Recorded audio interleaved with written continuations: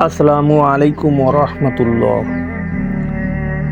ভাই ও বোনেরা, একটা মজবুত সোকওয়াল মানে শুধু ময়লা পানি রাখার জায়গা নয়, এটা আমাদের পরিবেশের নিরাপত্তা।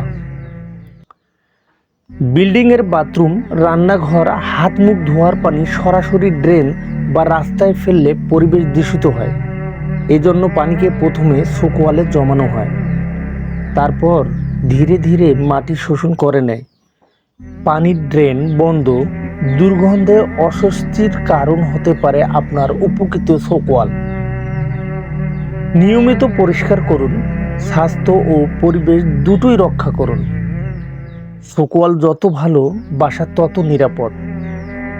যদি সোকওয়াল ঠিকমতো না হয়, তাহলে পানিতে জমে থাকা ময়লা দুর্গন্ধ ছড়াবে, ড্রেন বন্ধ হয়ে যাবে, আর রোগ ছড়ানোর আশঙ্কা বাড়বে। তাই নির্মাণের সময় সোকওয়াল ঠিক মতো বানান। ইট, সিমেন্ট আর গভীরতার দিকে ভালোভাবে খেয়াল রাখুন।